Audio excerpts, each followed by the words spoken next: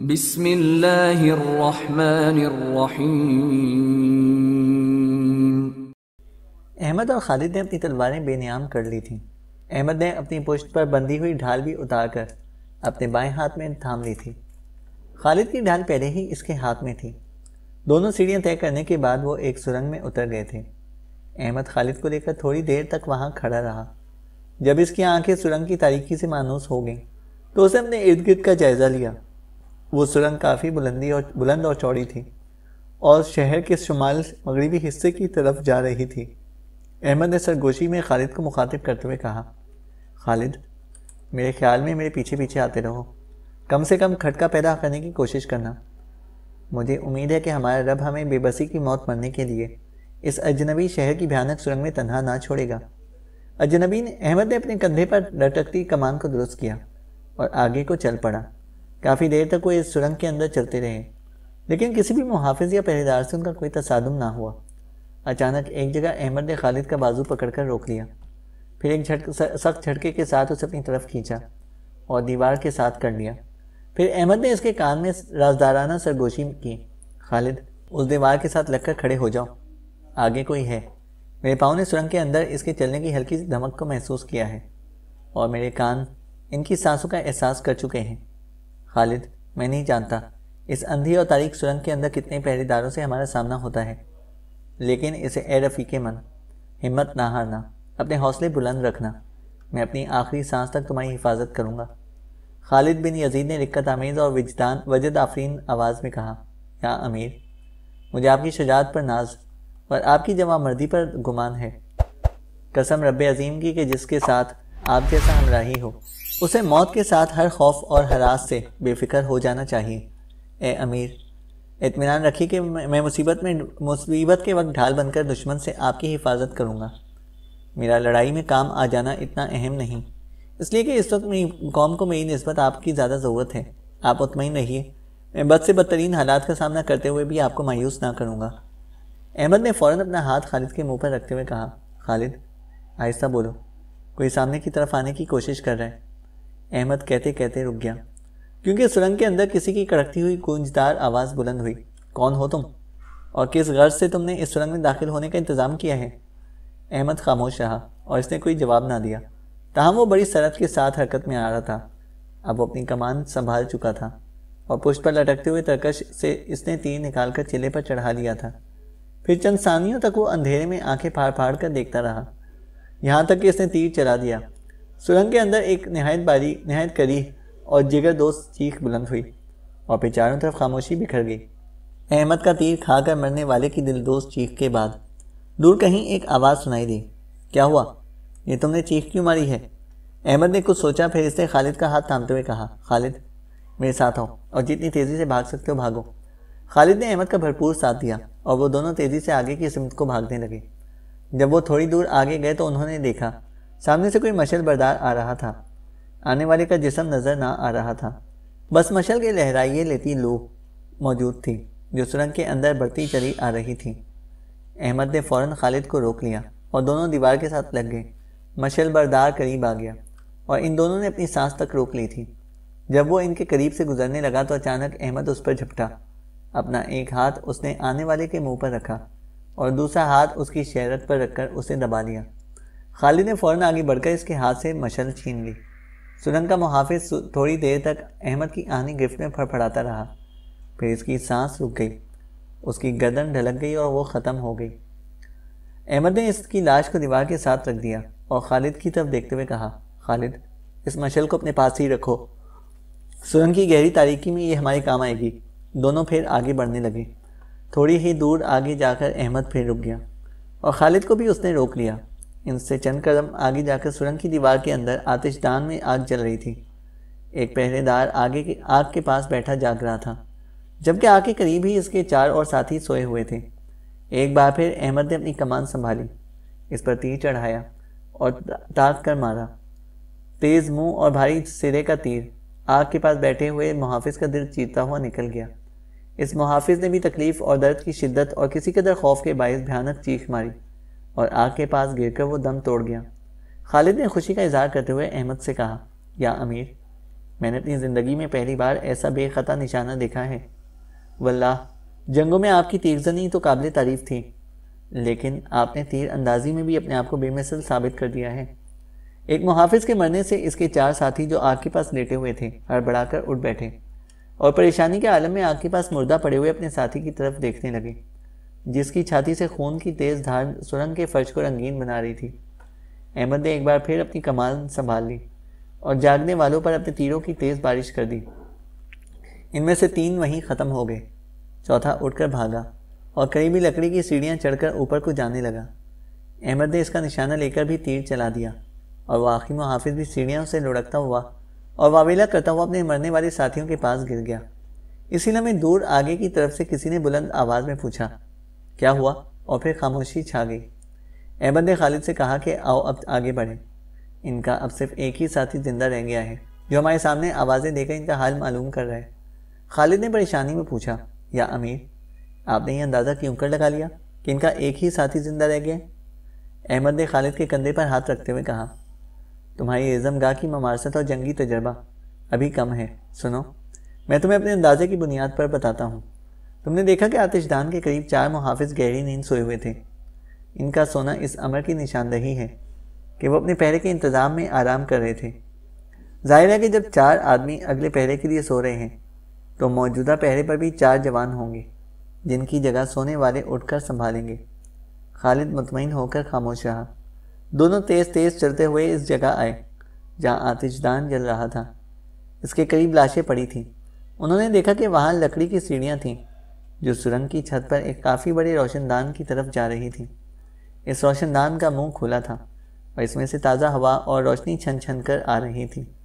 احمد نے خالد کی طرف دیکھتے ہوئے کہا، تم آخری بچنے والے محافظ کی طرف سے چوکنے رہنا، وہ شمال کی طرف ہے، شاید ادھر آنے کی کوشش کرے، کیونکہ ایک بار وہ اپنے ساتھیوں کے متعلق آواز دے کر پوچھ بھی چکا ہے۔ میں سیڑھیوں کے اوپر چڑھ کر روشن دان میں اسے دیکھتا ہوں کہ ہم اس وقت کہاں ہیں۔ خالد ایک ہاتھ میں تلوار اور دوسرے میں ڈھال اور مشعل تھامے چوکس کھڑا ہو گیا۔ احمد لکڑی کی سیڑھیوں سے اوپر چڑھا اور روشن دان سے سر باہر نکال کر دیکھا۔ وہ دنگ رہ گیا۔ آسمان پر اب چاند طلوع ہو چکا تھا، چاروں طرف خاموشی اور چاندنی تھی۔ وہ اس وقت شہر سے باہر کوہستانوں سے کھیلے ہوئے کسی ویرانے میں تھے، اور وہ روشن دان جس میں سے احمد نے دیکھا تھا ایک اونچی چٹان کی اوٹ میں بنایا گیا تھا، اور اس کا منہ بند کرنے والا پتھر بھی قریب ہی پڑا تھا جس کے اندر لوہے کا ایک کنڈا لگا ہوا تھا۔ احمد دوبارہ سیڑھیاں چڑھ کر نیچے آیا اور خوشی کا اظہار کرتے ہوئے اس نے کہا، خالد، میں تمہیں ایک خوشخبری دیتا ہوں، ہم دونوں اس وقت شہر سے باہر ہیں۔ یہ روشن دان شاید محافظوں کے آنے جانے اور تازہ ہوا کے لیے ویرانے میں ایک چٹان کی اوٹ میں بنا ہوا ہے۔ آؤ اب اپنی پوری رفتار سے آگے بڑھیں۔ ہم خوش قسمت ہیں کہ قدرت ہماری مدد اور رہنمائی کر رہی ہے۔ ہمیں اپنے رب کی اس عنایت اور مہربانی کا شکریہ ادا کرنا چاہیے۔ خالد نے احمد کو یاد دہانی کراتے ہوئے کہا، اے امیر، ابھی ایک محافظ زندہ اور باقی ہے، اور وہ شمال میں اسی طرف ہے جدھر ہم نے جانا ہے۔ احمد نے اس بار لاپرواہی سے کہا، اس کے متعلق تم فکر مند نہ ہو، کیونکہ وہ احمد رک گیا، کیونکہ شمال کی طرف سے غار کے اندر ایک مشعل آتی ہوئی دکھائی دی تھی۔ احمد نے خاموشی سے خالد سے سرگوشی کی، لو، وہ آ گیا، میں اسے بھی رخصت کرتا ہوں۔ احمد نے چلے پر تیر چڑھایا، نشانہ لیا، پھر غار کے اندر اس کے تیر کی سنسناہٹ ہوئی اور آنے والا محافظ ایک مکروہ اور دلدوز آواز سے چیخ کر گر گیا۔ احمد نے اپنی کمان اپنے کندھے سے لٹکا لی اور دونوں سرنگ کے اندر شمال کی طرف بھاگنے لگے۔ کافی دیر تک وہ بھاگتے رہے، یہاں تک کہ انہیں اپنے سامنے ایک پتھریلی چٹان نظر آئی۔ دونوں رک گئے اور حالات کا جائزہ لینے لگے، کیونکہ سرنگ وہاں آ کر ختم ہو گئی تھی اور سامنے سیاہ رنگ کی ایک سخت چٹان آ گئی تھی۔ احمد اس سیاہ چٹانوں کے ساتھ ساتھ جب بائیں طرف کو بڑھا تو اس نے دیکھا کہ وہاں سیڑھیاں تھیں جو اوپر کی طرف جا رہی تھیں، اور یہ سیڑھیاں اس سیاہ رنگ کی چٹان کو کاٹ کر بنائی گئی تھیں۔ احمد وہ سیڑھیاں طے کر کے اوپر کو جانے لگا تھا، خالد بھی اس کے پیچھے پیچھے تھا۔ 12 چھوٹی چھوٹی وہ سیڑھیاں تھیں جو انہوں نے طے کی تھیں۔ اس کے بعد سیڑھیوں کا وہ سلسلہ ختم تو نہ ہوا تھا۔ سیڑھیاں اوپر کو جاتی تھیں، لیکن ان کے سر سرنگ کی چھت سے چھونے لگے تھے۔ احمد نے مڑ کر خالد کو مخاطب کر کے کہا، خالد، میرے ساتھ آ کر کھڑے ہو جاؤ، میں زور لگا کر سرنگ کے منہ پر رکھے پتھر کو اٹھاتا ہوں، تم اپنی ڈھال میرے سر کے اوپر پکڑ کر رکھو، تاکہ سرنگ کے منہ پر پہرا دینے والا اگر کوئی ہو اور وہ ہم پر حملہ کرے تو اس کی تلوار کو ڈھال پر روکا جا سکے۔ خالد فوراً اس سیڑھی پر آیا جس پر احمد کھڑا تھا اور اپنی ڈھال کو دونوں ہاتھوں سے پکڑ کر اس نے احمد کے سر کے اوپر کر لی۔ جلتی ہوئی مشل جو خالد نے تھام رکھی تھی وہ چونکہ اسے سیڑھیوں پر رکھ دی تھی، لہٰذا انہیں سرنگ کی چھت صاف دکھائی دے رہی تھی۔ احمد نے جب سرنگ کے منہ پر رکھے پتھر کے نیچے اپنے دونوں ہاتھ جما کر زور لگایا تو پتھر اوپر کو اٹھنا شروع ہو گیا۔ بڑی احتیاط کے ساتھ احمد آہستہ آہستہ پتھر کو اوپر اٹھاتا رہا اور اگلی سیڑھیاں چڑھتا رہا۔ اس کے ساتھ ساتھ خالد بھی احمد کے سر پر ڈھال رکھے اوپر کو چڑھتا رہا، یہاں تک کہ احمد نے اپنا آدھا سر سرنگ سے باہر نکال دیا اور اس پتھریلے ڈھکن کو اس نے آواز پیدا کیے بغیر ایک طرف رکھ دیا۔ پھر وہ سرنگ سے باہر نکلا۔ اس نے دیکھا کہ سرنگ کے اس منہ کے چاروں طرف دور دور تک خشک گھاس، جھاڑیاں اور سرکنڈے تھے۔ ایک دم احمد چونک پڑا۔ اسے دیکھا کہ جس چٹان کے اوپر وہ کھڑا تھا اس سے تھوڑی ہی دور دائیں جانب ایک پتھر کے قریب 8-10 کے قریب مسلح جوان بیٹھے ہوئے تھے۔ وہاں گھاس اور جھاڑیوں کو کاٹ کر تھوڑی سی جگہ صاف کر لی گئی تھی اور وہیں ان کے بستر بھی لگے ہوئے تھے۔ شاید وہ سرنگ کے اس منہ کی حفاظت کرنے والے پہرے دار تھے۔ احمد نیچے بیٹھ گیا اور سرگوشی کے انداز میں اس نے کہا، خالد سرنگ سے باہر آ جاؤ۔ سنو، جلتی ہوئی مشل بھی باہر لے آؤ، یہ ہمیں بہت کام دے گی۔ خالد نے جلتی ہوئی مشل باہر لے لی۔ سورج اب کافی چڑھ آیا تھا اور دھوپ پہاڑوں کی چوٹیوں سے اتر کر وادیوں میں پھیلنا شروع ہو گئی تھی۔ احمد نے ایک بار پھر غور سے ان پہریداروں کی طرف دیکھا جو سردی سے بچنے کے لیے دھوپ میں ایک پتھر کی آڑ میں بیٹھے ہوئے تھے۔ احمد نے اپنے کندھے پر لٹکتی ہوئی کمان سنبھال لی۔ ترکش سے کچھ تیر نکال کر اس نے اپنے پاس رکھ لیے تھے۔ پھر اس نے ایک گھٹنا زمین پر جمایا اور دوسرا سیدھا کر کے کھڑا کر کے اس نے تیر چلانے کا انداز بنا لیا۔ پھر اس نے انہیں گنا، وہ تعداد میں 10 کے قریب تھے۔ احمد نے چلے پر تیر چڑھایا، پھر یک کے بعد دیگرے بڑی برق رفتاری اور طوفانی انداز میں اس نے ان پہریداروں پر تیروں کی بارش کر دی۔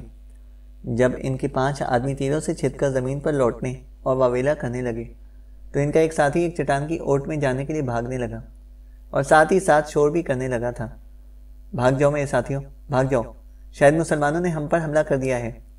احمد نے تاک کر اسے تیر مارا اور وہ دوہرا ہو کر پتھریلی زمین پر گر گیا۔ باقی بچنے والے 4 بھی اپنے مرنے والے ساتھی کی تقلید میں اسی چٹان کی اوٹ میں جانے کو بھاگے، لیکن احمد نے انہیں بھی اپنے تیروں سے چھید کر ختم کر دیا۔ احمد نے بچ جانے والے تیر اپنے ترکش میں ڈال لیے۔ کمان اس نے کندھے سے لٹکا لی اور پتھر کو اٹھا کر اس غار کے منہ پر رکھ دیا۔ پھر اس نے خالد کی طرف دیکھتے ہوئے کہا، خالد آؤ، دونوں مل کر کوئی بڑا سا پتھر اٹھائیں اور اسے اس پتھر پر رکھ دیں جو غار کے منہ پر پڑا ہے، تاکہ سرنگ کے اندر اگر کسی کو مرنے والے پہریداروں کی خبر لگ گئی کہ ان کے ساتھیوں کو قتل کرنے کوئی شمال کی طرف گیا ہے تو وہ ضرور ہمارا تعاقب کریں گے۔ آؤ، کوئی بڑا اور وزنی پتھر اس سرنگ کے منہ پر رکھ دیں تاکہ تعاقب کرنے والے اسے اٹھا کر سرنگ سے باہر نہ آ سکیں۔ دونوں نے مل کر قریب ہی پڑا ہوا وزنی پتھر لڑکا کر سرنگ کے منہ پر رکھ دیا۔ پھر احمد اپنے ہاتھ جھاڑتا ہوا پیچھے ہٹنے لگا کہ قریب ہی چٹانوں کے اندر اسے کسی گھوڑے کے نتھنے پھڑپڑانے کی آواز سنائی دی۔ احمد خالد کا بازو پکڑ کر فوراً نیچے بیٹھ گیا اور جلدی جلدی کندھے سے کمان اتار کر اس نے تیر چڑھاتے ہوئے اس نے کہا، خالد یہاں ابھی تک ہمارے لیے خطرات موجود ہیں۔ گھوڑے کا نتنے پڑپڑانا اس امر کی تنبیہ ہے کہ یہاں کوئی اور بھی ہے۔ خالد نے اپنی دلیل پیش کرتے ہوئے کہا، یا امیر، کیا ایسا ممکن نہیں کہ ان مرنے والوں کے گھوڑے یہیں کہیں چل رہے ہوں اور انہی میں سے کسی کے نتنے پڑپڑانے کی آواز ہو؟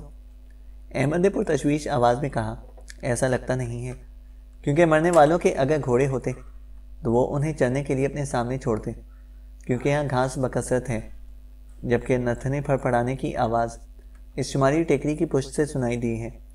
ہو سکتا ہے کسی اور سرنگ کا منہ وہاں کھلتا ہو اور وہاں بھی پہرا دینے والے ہوں، یہ بھی ہو سکتا ہے۔ احمد کہتے کہتے رک گیا کیونکہ شمال کی طرف سے ایک آواز سنائی دی تھی، سمرون نیچے آ جاؤ، اب یہاں کوئی خطرہ نہیں ہے۔ آواز نسوانی تھی، نہایت میٹھی، حرص و حوث کی تلخی سے پاک اور زندگی کی چاہت اور محبت سے بھرپور وہ کسی نوجوان لڑکی کی آواز تھی۔ احمد نے فوراً تیر ترکش میں ڈال لیے۔ اپنی کمان اس نے کندھے سے لٹکا لی اور کھڑے ہوتے ہوئے اس نے کہا، خالد میں اس آواز کو پہچان چکا ہوں، یہ اسی لڑکی کی آواز ہے جس نے اس سرنگ کے ذریعے بھاگنے میں ہماری مدد کی تھی۔ اس کی آواز میں خلوص اور اتحاد عمل ہے۔ تم نے سنا نہیں اس کی آواز میں مشرقی عورتوں جیسا دل فریب حسن اور تمانیت ہے؟ آؤ نیچے چلیں اور اس سے ملیں، وہ اب ہماری زندگی کی محرومیوں کا باعث نہیں بن سکتی۔ وہ ہمیں دھوکہ نہ دے گی، اس لیے کہ اگر اس کی نیت میں فطور ہوتا تو وہ رات ہی کو ہمیں تعاقب کرنے والوں کے حوالے کر سکتی تھی۔ اپنی یہ جلتی ہوئی مشل بھی لے آؤ، اس کا کام ابھی شروع ہونا ہے۔ دونوں چٹان سے اتر کر نیچے جانے لگے تھے۔ جس پتھر کے قریب احمد نے پہرا دینے والوں کو تیر مار کر ختم کیا تھا، اس کی پشت پر چند چٹانیں چھوڑ کر جب وہ ایک چٹان کے پاس اترے تو انہوں نے دیکھا وہاں وہی لڑکی کھڑی تھی۔ اس نے اپنا چہرہ ڈھانپ رکھا تھا اور رات والا وہی موٹا اونی لباس اس نے پہن رکھا تھا۔ احمد نے اس کے قریب آ کر کہا، میں نہیں جانتا کہ تم کون ہو، لیکن رات جب جرارہ کے شہر میں ہم بے ٹھکانہ بھاگ گئے تھے، تم نے سرنگ کے ذریعے یہاں تک پہنچنے میں ہماری مدد کی ہے۔ ہم تمہارے مشکور ہیں، لیکن تم نے یہ نہیں بتایا کہ تم کون ہو اور کیوں تم نے ہماری اس طرح مدد کی ہے۔ میں تمہیں پہلے سے نہیں جانتا، نہ ہی تمہاری آواز میری سماعت کے لیے شناسا ہے۔ کیا تم اپنے چہرے سے نقاب نہ ہٹاؤ گی کہ میں دیکھوں کہ تم کون ہو؟ اپنے چہرے سے نقاب ہٹا دو کہ میں دیکھوں کہ ہم پر احسان کرنے والی لڑکی کون ہے اور اس کا تعلق کس سرزمین سے ہے۔ لڑکی نے مسکراتی ہوئی آواز میں کہا، آپ مجھے اچھی طرح جانتے ہیں، آپ نے ایک بار پہلے بھی مجھے دیکھا ہے، تاہم آپ کا یہ کہنا درست ہے کہ میری آواز آپ کی سماعت سے شناسا نہیں ہے، اس لیے کہ جو ملاقات میرے اور آپ کے درمیان ماضی میں ہوئی تھی اس میں ہم ایک دوسرے سے مخاطب نہ ہوئے تھے۔ اپنے ماضی کے اس دور کی طرف چلے جائیے جب آپ صحرائے اعظم اور کوہستان اطلس کے بربر بادشاہ کسیلا کی قید سے بھاگ کر صحرائے اوراس میں بھٹک گئے تھے اور ملکہ جرارہ کے جاسوسوں کے ہاتھ چڑھ گئے تھے۔ کیا میں نے درست کہا ہے؟ احمد نے فوراً کہا، ہاں تم نے درست کہا ہے۔ لڑکی نے پھر اپنی مسکراتی پھول برساتی آواز میں پوچھا، کیا جرارہ کے ان جاسوسوں میں کوئی لڑکی بھی تھی؟ ہاں، ان کے ساتھ ایک لڑکی بھی تھی اور اس کا نام سیدار تھا۔ دیکھ لو، مجھے ابھی تک اس کا نام بھی یاد ہے۔ اس لڑکی نے اپنے چہرے سے نقاب ہٹاتے ہوئے کہا، تو پھر پہچانے، کیا میں سیدار ہی نہیں ہوں؟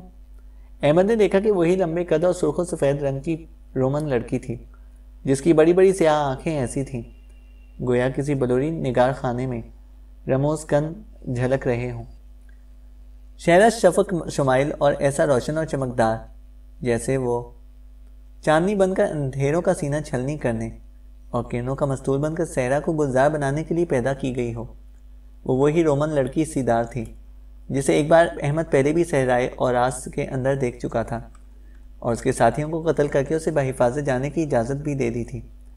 احمد نے اس کی طرف دیکھتے ہوئے پوچھا، ہم نے تو تم پر کوئی احسان نہ کیا تھا، پھر تم نے ہمارے ساتھ یہ بھلائی کیوں کی؟ لڑکی نے احسان مندی کا اظہار کرتے ہوئے کہا، آپ کا وہ احسان کیا کم تھا کہ جب آپ نے صحرا اور اس کے اندر میرے ساتھیوں کو قتل کر دیا اور مجھے بحفاظت جانے کی اجازت دے دی، حالانکہ آپ مجھے بھی موت کے گھاٹ اتار سکتے تھے، اس لیے کہ اپنے ساتھیوں کی طرح میں بھی ملکہ جرارہ کی جاسوس تھی۔ احمد نے اس بار ہمدردی سے پوچھا، تم کون ہو اور کیسے تم جرارہ کے گروہ میں شامل ہو گئی؟ سیدار کی آنکھوں سے آنسو بہہ نکلے اور اس نے روتی سے سختی آواز میں احمد سے کہا، یہ مجھے بچپن ہی میں کہیں سے اٹھا کے لائے تھے، مجھے خبر نہیں کہ میرے ماں باپ اور بہن بھائی کہاں ہیں۔ یہاں میں نے اپنے ساتھیوں کو بہت کریدا کہ میرا گھر کہاں ہے، لیکن کسی نے کچھ نہ کہا۔ احمد اداس ہو گیا، شاید اسے اپنے بچپن اور غلامی کا دور یاد آ گیا تھا، اور اس نے پھر سیدار سے ہمدردی کا اظہار کرتے ہوئے پوچھا، ہم پر احسان کرنے کے بعد اب تمہارا کیا ارادہ ہے؟ سیدار نے اپنے آنسو پونچھ لیے اور سنبھلتے ہوئے اس نے کہا، میں یہاں کی زندگی سے تنگ تھی اور ایک عرصے سے منتظر تھی کہ کوئی ایسا ہو جو مجھ سے ہمدردی کرے، میری خوبصورتی سے نہیں بلکہ میری ذات سے پسندیدگی کا اظہار کرے اور میں ہمیشہ کے لیے اس کا ہاتھ تھام کر باعزت زندگی گزار دوں۔ کل آپ جب شہر میں داخل ہوئے تو میں نے آپ کو دیکھ لیا تھا، میں آپ کا تعاقب کرتی رہی، میں جان گئی تھی کہ آپ اس شہر میں ضرور کوئی طوفان کھڑا کریں گے۔ جب آپ ملکہ جرارہ کے محل میں داخل ہو گئے تو میں سمجھ گئی کہ آج رات ملکہ جرارہ کی خیر نہیں، لہٰذا میں وہیں ادھر ادھر منڈلاتی رہی۔ ملکہ جرارہ کے پہرے داروں سے ایک امیر میرا اچھا جاننے والا تھا، رات کا ایک حصہ میں نے اس کے پاس گزارا۔ اس دوران میں نے اس کے کمرے کی طرف بھی دھیان رکھا جس میں آپ ٹھہرے ہوئے تھے۔ آدھی رات کے قریب جبکہ آپ اور آپ کا ساتھی اپنے کمرے سے نکل کر ملکہ جرارہ کی خوابگاہ کی طرف گئے تو میں سب کچھ سمجھ گئی، لہٰذا میں نے اسی وقت آپ کو بچانے اور آپ کی مدد کرنے کا مصمم ارادہ کر لیا، اس لیے کہ میں آپ کو آپ کے کردار اور جرأت و جوانمردی کی وجہ سے پسند کرنے لگی تھی۔ جرارہ کے قتل کے بعد جو حالات پیش آئے وہ آپ کے علم میں ہیں۔ احمد نے سنجیدہ و متین لہجے میں پوچھا، اب تم مجھ سے کیا چاہتی ہو؟ مجھے تم سے ہمدردی ہے، تم نے ہم پر احسان کیا ہے، سیدار نے بھاری اور زخمی آواز میں کہا۔ میں آپ سے کسی احسان کا بدلہ نہیں چاہتی، میں ملکہ جلالہ کے اس جہنم سے فرار چاہتی ہوں۔ ان صحراؤں کے اندر میرا کوئی ٹھکانہ نہیں ہے۔ میں چاہتی ہوں کہ آپ مجھے اپنی زندگی کا ساتھی بنا لیں، میں آپ کی خدمت کروں گی۔ میں یہاں آپ کو یہ بھی بتا دوں کہ میں باعصمت نہیں ہوں۔ ملکہ جلالہ کے جاسوسوں نے جن کے ساتھ میں کام کرتی تھی کئی بار مجھے زبردستی بے آبرو کر دیا تھا۔ اس جہنم میں میری جیسی اور کئی لڑکیاں بھی موجود ہیں جنہیں گوہر عصمت سے محروم کر دیا گیا ہے۔ سیدار اس سے آگے کچھ بھی نہ کہہ سکی۔ اس کی آنکھوں سے آنسو بہہ نکلے اور وہ پھوٹ پھوٹ کر رونے لگی۔ خالد بن یزید آگے بڑھا اور اس کے سر پر ہاتھ رکھتے ہوئے کہا، سیدار تم فکر مند نہ ہو، اگر میرے امیر نے تمہارا ہاتھ نہ تھاما تو ہم تمہیں دھکے کھانے نہ دیں گے۔ تم میرے ساتھ میری بہن کی حیثیت سے رہو گی۔ میری کوئی بہن نہیں، واللہ میری ماں تمہیں دیکھ کر بہت خوش ہوگی۔ سیدار نے فوراً اپنے آنسو پونچھ لیے اور سنبھلتے ہوئے اس نے خالد سے کہا، مجھے آپ جیسے بھائی پر فخر ہوگا۔ احمد کی گردن جھکی ہوئی تھی۔ سیدار اور خالد دونوں پریشانی سے اس کی طرف دیکھ رہے تھے۔ پھر انہوں نے دیکھا کہ احمد نے آہستہ آہستہ اپنی گردن سیدھی کی اور سیدار کی طرف دیکھتے ہوئے اس نے کہا، سیدار گو کہ میں شادی کر چکا ہوں، لیکن میں تمہیں مایوس نہ کروں گا۔ میں آج ہی اپنے لشکر میں واپس جاؤں گا اور آنے والی شب کو ہم ملکہ جلالہ کے اس مسکن پر حملہ آور ہوں گے۔ اس جنگ کے بعد میں تمہیں اپنی بیوی بنا لوں گا۔ سیدار کے ہونٹوں پر آنسوں کی جگہ مسکراہٹ بکھر گئی، گہری دل فریب مسکراہٹ۔ بڑے ممنون انداز میں اس نے احمد کی طرف دیکھتے ہوئے کہا، مجھے فخر ہوگا کہ میں آپ کی بیوی بنوں۔ میں اپنے مسلمان ہونے کا اعلان کرتی ہوں اور اس مقدس جنگ میں آپ کے پہلو بپہلو بھی حصہ لوں گی۔ احمد کچھ کہنے والا تھا کہ خالد نے بولتے ہوئے کہا، یا امیر، بخدا آپ نے یہ فیصلہ کر کے مجھے دلی سکون دیا ہے۔ میں آپ کی اس ہمدردی اور درد مند رویے کا مشکور ہوں۔ اب مجھے اجازت دیجیے کہ جب تک سیدار آپ کے نکاح میں نہیں آتی اس وقت تک میں اسے اپنے ساتھ رکھوں کہ یہ اب میری بہن ہے اور میں اپنی بہن کی شادی بڑے عزم اور شوکت کے ساتھ کروں گا۔ سیدار کے سرخ آلوچی جیسے ہونٹوں پر سحر انگیز مسکراہٹ بکھر گئی تھی۔ اس نے اپنی بے پایاں خوشی کو ضبط کرتے ہوئے کہا، تھوڑی دیر قبل تک میں اپنے آپ کو ایک بدقسمت اور بد تالے لڑکی کا تصور کر رہی تھی، لیکن اب میں دنیا کی ایسی خوش بخت اور نیک نصیب لڑکی ہوں کہ جہاں ان صحراؤں کے اندر میرا کوئی ناصر، کوئی مددگار نہ تھا، وہاں اب میرا ہونے والا شوہر اور بھائی دونوں موجود ہیں۔ مجھے آپ دونوں کی ذات پر فخر و گمان ہے۔ احمد نے سیدار اور خالد دونوں کی طرف دیکھتے ہوئے کہا، یہاں اب زیادہ دیر رکنا خطرے سے خالی نہیں ہے، آؤ یہاں سے کوچ کا انتظام کریں۔ تم دونوں تھوڑی دیر یہیں رکو، میں ان شمالی چٹانوں کی اوٹ میں جاتا ہوں۔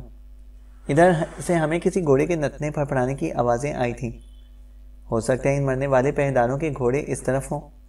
سیدار نے آگے بڑھ کر احمد کو روکتے ہوئے کہا، آپ کو اس طرف جانے کی ضرورت نہیں، ان پہرداروں کے گھوڑے یہاں نہیں رہتے، ہر صبح کو یہ پہردار بدلی ہوتے ہیں، نئے آنے والے گھوڑوں پر سوار ہو کر آتے ہیں، اور جو پہلے یہاں سے موجود ہوتے ہیں وہ انہی گھوڑوں پر سوار ہو کر واپس چلے جاتے ہیں۔ آپ نے جن پہرداروں کو ختم کیا ہے یہ آج صبح ہی یہاں آئے تھے، اب اگلی صبح تک یہاں پر کوئی بھی نہیں آئے گا۔ ویسے ہمیں یہاں اب زیادہ دیر نہیں رکنا چاہیے۔ کیا سرنگ کے اندر بھی کچھ پہرداروں سے آپ کی مٹ بھیڑ ہوئی تھی؟ احمد نے کہا، ہاں، سرنگ کے اندر میں نے اپنے تیروں سے 8 محافظوں کو موت کے گھاٹ اتارا ہے۔ سیدار نے فکرمند ہو کر کہا، تو پھر ہمیں وقت ضائع کیے بغیر یہاں سے کوچ کر جانا چاہیے۔ سرنگ کے اندر جب دوسرے پہردار آئے اور انہوں نے اپنے پہلے پہرداروں کی ساتھیوں کی لاشوں کو وہاں پر دیکھا تو وہاں ایک شور مچ جائے گا اور سرنگ کے ذریعے بھی آپ کی تلاش شروع ہو جائے گی۔ آپ کو سرنگ میں داخل کرانے کے بعد میں فوراً پیچھے ہٹ کر تاریکی میں مڑ گئی تھی۔ پہردار آپ کی تلاش میں وہاں تک آئے تھے، پھر ناکام ہو کر لوٹ گئے۔ ان کا یہی گمان تھا کہ آپ جلالہ کو قتل کر کے شہر کے اندر ہی کہیں روپوش ہو گئے ہیں۔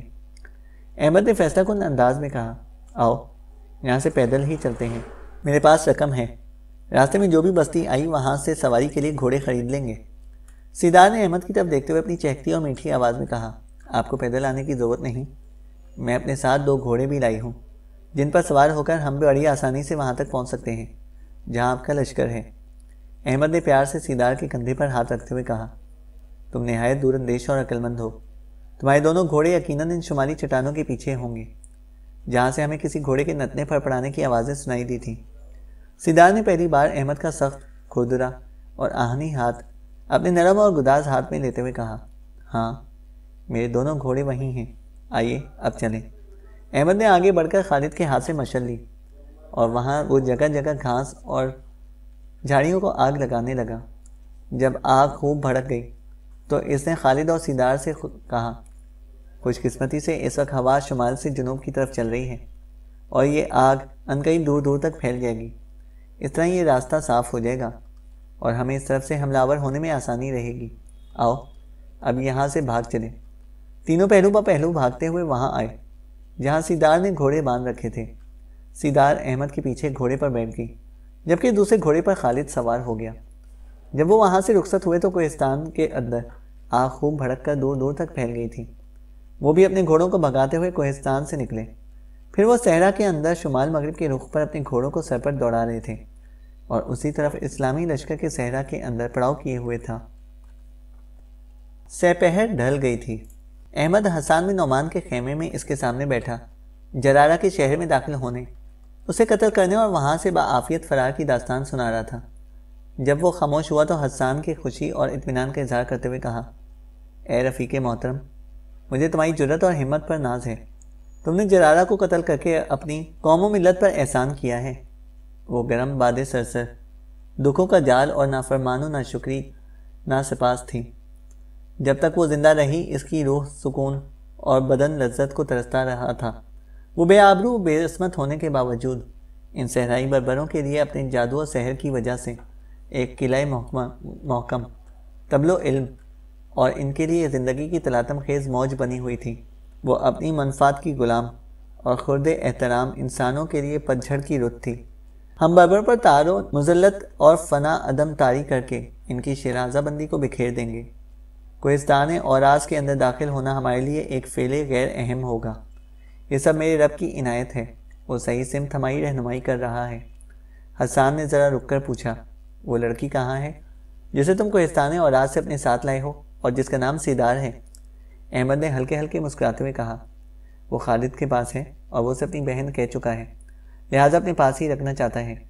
گو کہ آپ جانتے ہیں کہ میں شادی کر چکا ہوں، پھر بھی میں نے اس لڑکی سے شادی کا عہد کر لیا ہے۔ یہ میں نے ایک فی سبیل اللہ کام کیا ہے۔ اگر میں اس کی یہ خواہش رد کر دیتا تو شاید وہ یہ سمجھتی کہ شاید بے آبرو ہو جانے پر ایک لڑکی کی وقت مسلمانوں کی نگاہوں میں گر جاتی ہے۔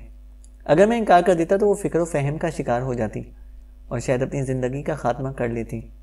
میں نے اس کے سامنے اسی لیے لیتو لال سے کام نہیں لیا کہ مسلمانوں کے متعلق وہ جو اچھا تاثر لگتی ہے وہ اس کے ذہن میں قائم رہے، اور اب تو وہ دارالسلام، بیت حرم اور اسلام کے غیر متبدل اصولوں کو اور اسلامی آداب و معاشرت کو اپنا تسلیم کر چکی ہے اور وہ اسلام بھی قبول کر چکی ہے۔ حسان نے خوشی کا اظہار کرتے ہوئے کہا، تم نے اس لڑکی کو اپنی زوجیت میں لانے کا وعدہ کر کے اسلام کی ایک اور خدمت کی ہے۔ اگر تم اسے سہارا نہ دیتے تو جرارہ کی جہنم سے نکل کر وہ پجاری، وہ بیچاری بے یار و مددگار اس صحرا کے اندر جگہ جگہ اور نگر نگر دھکے کھانے پر مجبور ہو جاتی۔ تمہارا فیصلہ قابل ستائش ہے احمد، تم صنوبر کا ایک گھنا سایہ ہو جس کی چھاؤں میں وہ پرامن اور خوشحال زندگی بسر کر سکتی ہے۔ اگر تم اسے اپنا وعدہ نہ دیتے تو وہ بیچاری زندگی کے تیز طوفانوں اور تند آندھی میں کسی نازک شاخ کی طرح جھکتی اور پھر ٹوٹ کر گر جاتی۔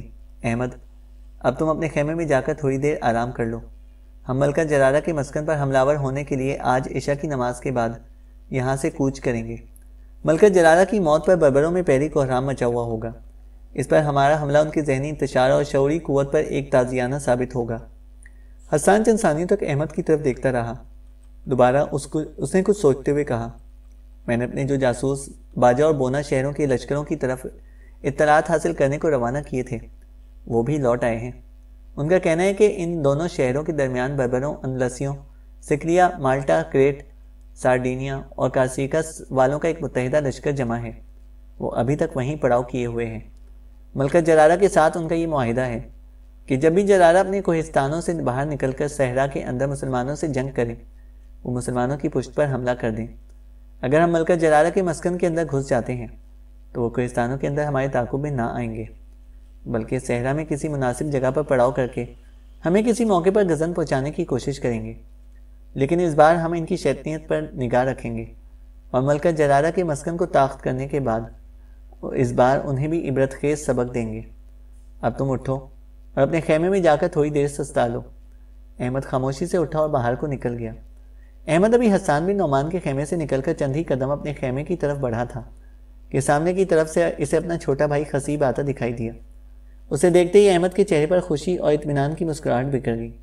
آگے بڑھ کر خصیب سے مصافحہ کرتے ہوئے اس نے کہا، آؤ خصیب، تم کیسے ہو؟ خصیب نے گرم جوشی سے مصافحہ کرتے ہوئے کہا، یا امیر، پہلے میں آپ کو ملکہ جرارہ کو ٹھکانے لگانے کی مبارکباد دیتا ہوں۔ میں خالد بن یزید کے پاس سے اٹھ کر آ رہا ہوں۔ وہ آپ کی بہت تعریف کر رہا تھا۔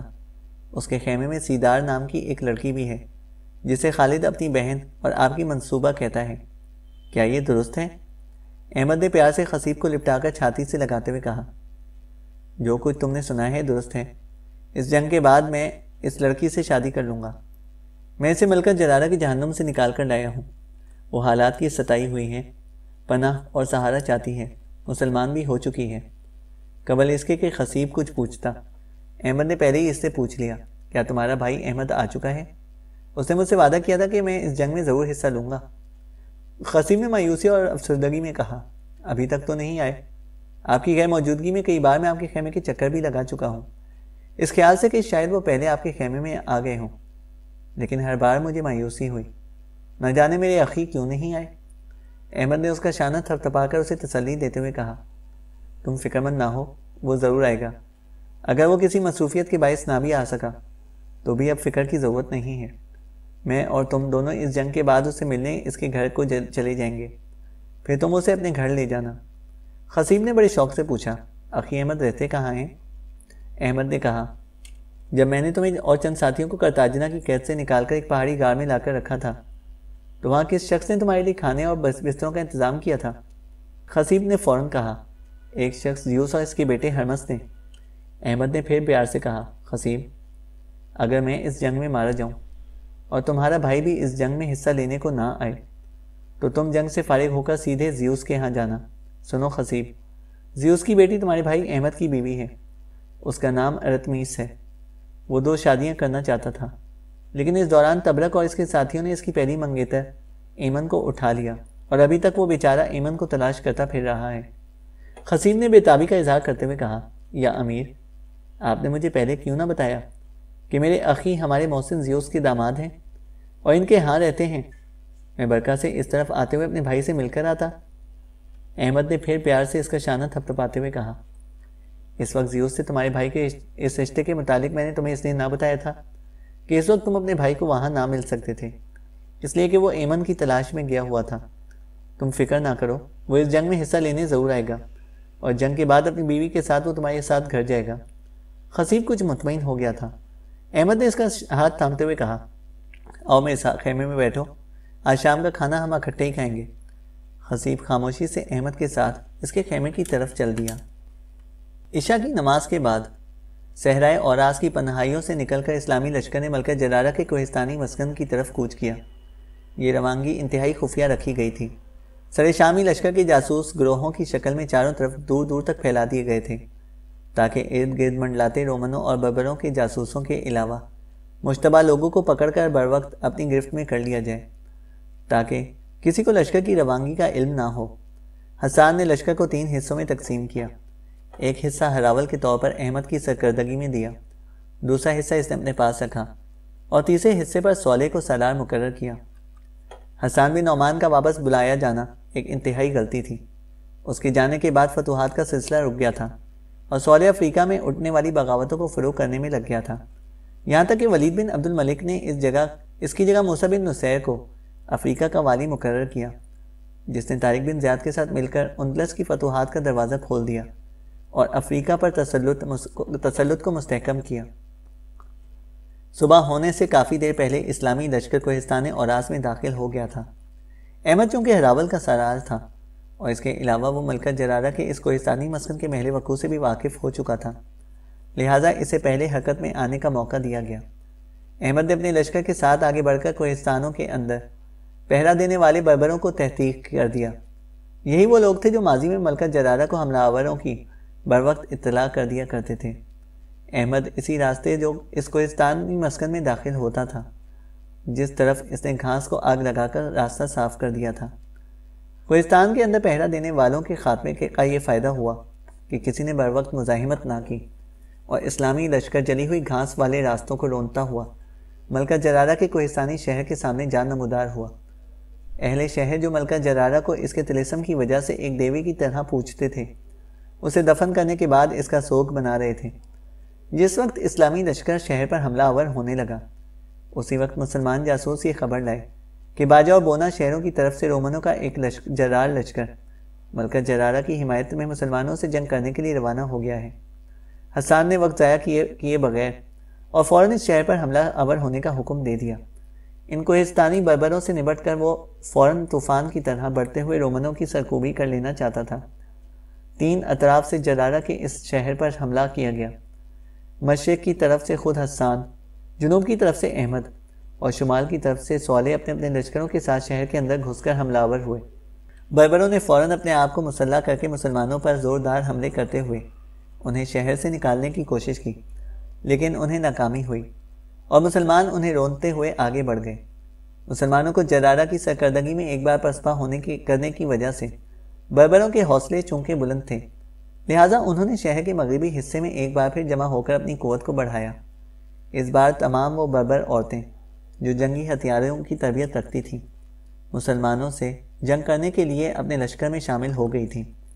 اسلامی لشکر جب شہر کو فتح کرتا ہوا مغربی میدانوں میں پہنچا تو وہاں بربروں کے اثر نو مجتمع ہونے والے لشکر نے حملہ کر دیا، لیکن حسان، احمد اور صالح کی کارکردگی میں مسلمانوں نے اس قدر سختی اور تندی سے جوابی حملہ کیا کہ مردوں اور عورتوں پر مشتمل اس نئے لشکر کا زیادہ حصہ جنگ میں کام آ گیا۔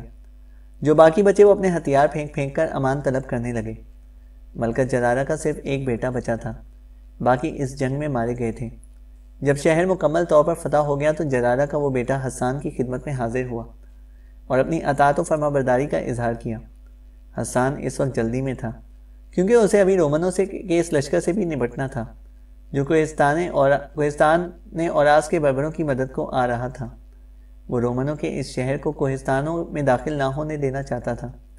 اس طرح جرارہ کے بربروں کا بغاوت کر کے رومنوں کے ساتھ مل جانے کا اندیشہ تھا، لہٰذا وہ رومنوں کے لشکر سے صحرائے اوراس کے اندر نمٹ لینا چاہتا تھا۔